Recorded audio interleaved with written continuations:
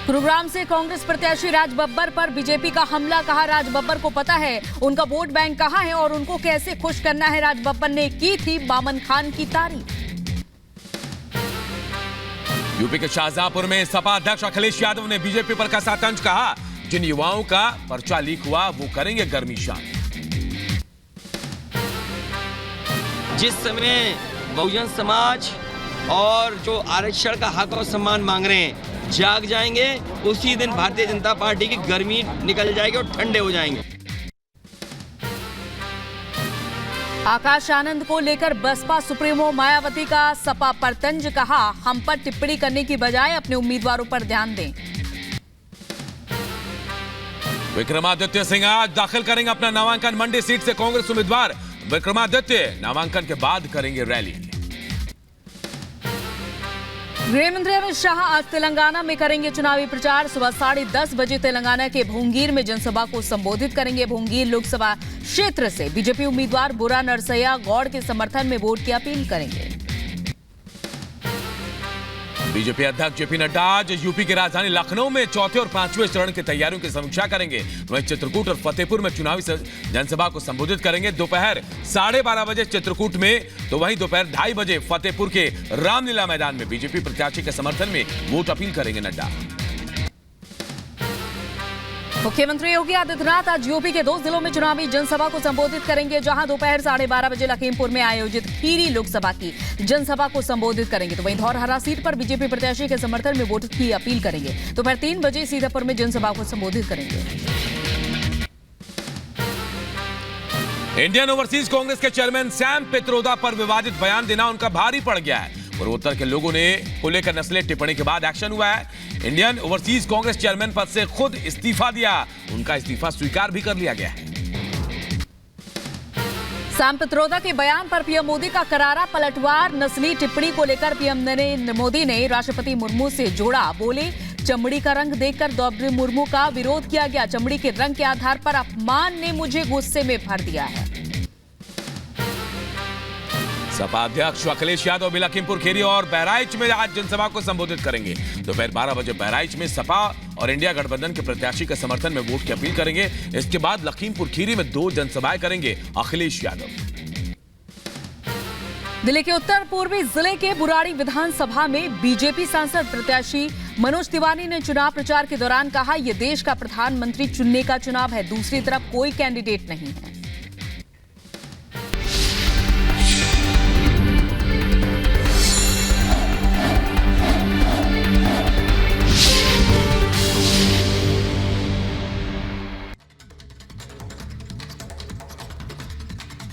और देखिए जैसे जैसे चुनाव अगले चरण की तरफ बढ़ रहा है वैसे वैसे सियासी बयानबाजी भी तेज हो रही है। यूपी की जनता किसकी गर्मी उतारेगी और कहां का तापमान बढ़ाएगी, ये तो 4 जून को तय होगा। इस पर देखिए हमारी एक खास रिपोर्ट।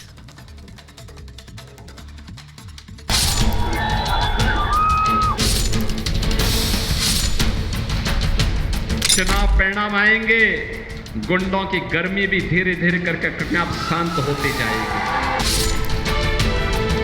जो नौजवान जिसकी परीक्षा रद्द हुई है वो इस सरकार की गर्मी उतारने जा रहा है। अखिलेश भैया के लिए गर्मी में चुनाव प्रचार करना बहुत मुश्किल हो रहा है।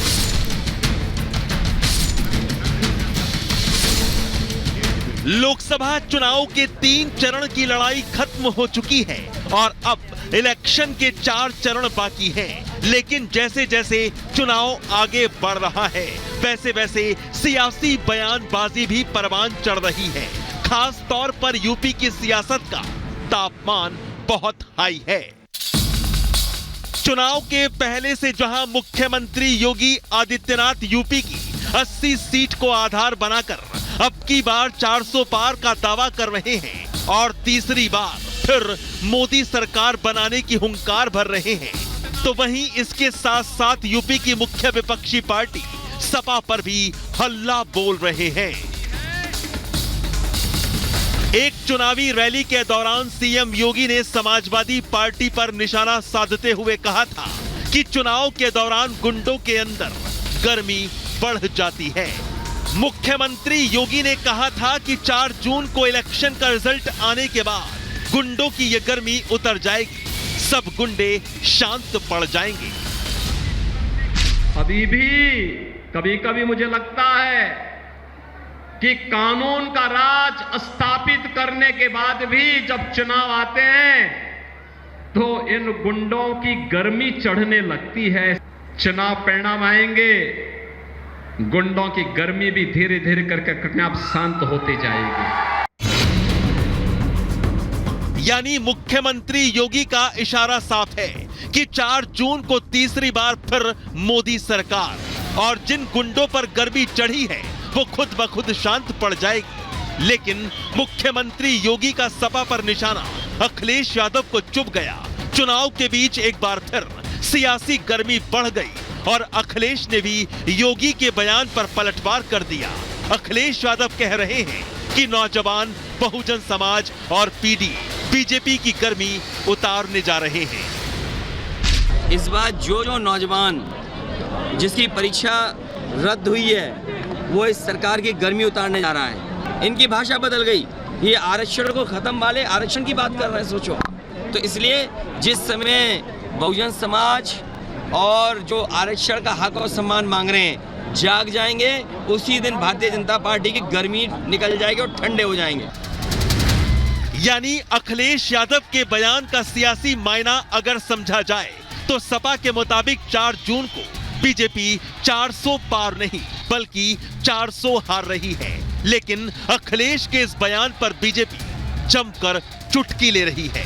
सुनिए जरा।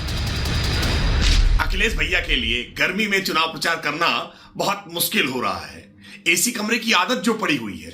सच बात यह है कि अखिलेश यादव जी विरासत की सियासत से आए हैं। मुलायम सिंह यादव जी को कभी गर्मी नहीं लगती थी क्योंकि मुलायम सिंह यादव जी संघर्ष से उपजे थे।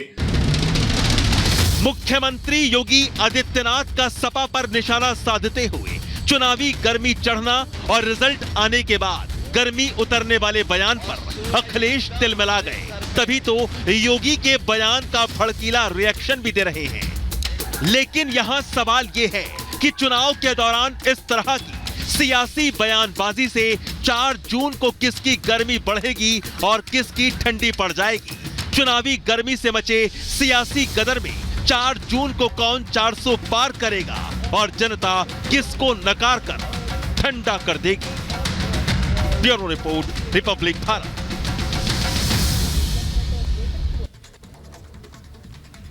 और आपके आसपास जो भी शख्स मौजूद है उसके दिमाग में क्या चल रहा है ये आप नहीं बता सकते। दरअसल मध्य प्रदेश की जबलपुर से एक ऐसा ही हैरान कर देने वाला मामला सामने आया है जहां एक शख्स मंदिर में हाथ जोड़ने गया, लेकिन उसके बाद हाथ जोड़ते हुए उसने दनादन बमों की बरसात शुरू कर दी। देखिए रिपोर्ट।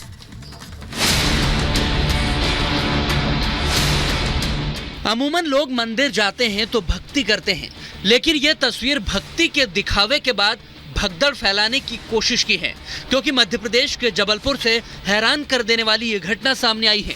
यहाँ एक बदमाश ने मंदिर में पहले प्रणाम किया और फिर बम फेंकने लगा। बमबाजी की इस पूरी घटना का जो वीडियो सामने आया है, जिसे देखकर अब हर कोई हैरान है। सबसे ज्यादा तो वो शख्स जिसके घर पर बम फेंके गए हैं। आनंद ठाकुर है, वो गुंडा टैक्स मांगता है, आए दिन अपराधिक किस्म का अपराधी है। पूरे क्षेत्र में उसका दहशत रहती है। लेडीज़ बदमाश, लेडीज़ों को, दुकानदारों को धमकाता है और पैसे की डिमांड करता है। हमारे घर के लोगों से भी पैसे की डिमांड कर रहा था, 2000 रुपये दो, नहीं तो मार देंगे। दूसरे दिन हमारे घर में हम लोग रिपोर्ट करें तो बम चला दिए हमारे घर में आके और जान से मारने की धमकी दी, बोले घर पूरे परिवार को ख़त्म कर देंगे। सुना ना आपने। अब इन तस्वीरों को देखिए। पहले बदमाश मंदिर के पास रुक जाता है, हाथ जोड़कर मंदिर के बाहर परिक्रमा करता है।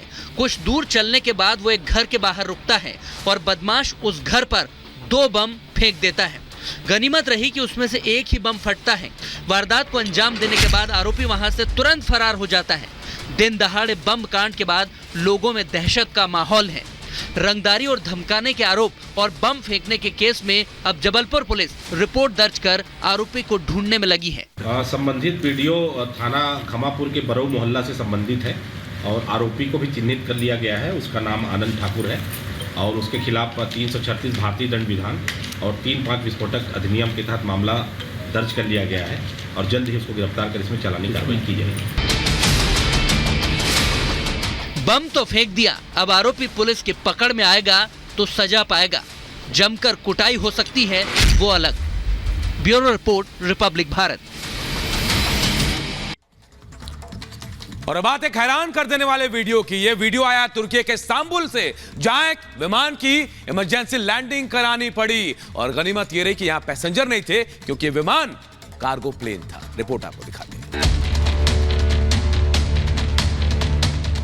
जरा सोचिए कि आप एरोप्लेन में बैठे हैं, मंजिल के बहुत करीब हैं, लैंडिंग होने वाली है और अचानक टच डाउन करते ही पहिए ही नहीं, प्लेन का मुंह भी हवाई पट्टी से चिपक जाए। भगवान ना करे ऐसा किसी के साथ हो, लेकिन हुआ है तुर्की में। गनीमत तो ये रही कि ये कार्गो विमान था, यानी कि इसमें पैसेंजर नहीं बैठे थे, बस मालवाहक था। इस हादसे की तस्वीरें पूरी कहानी अपने आप बयां कर रही है। पायलट की सूझबूझ की तारीफ तो करनी ही होगी, क्योंकि तुर्की के इस्तांबुल में एक बड़ा विमान हादसा होते होते टल गया, जहां लैंडिंग के दौरान रनवे पर प्लेन कई मीटर तक घिसटता चला गया। वीडियो में देखिए कि कैसे बिना नोज गियर के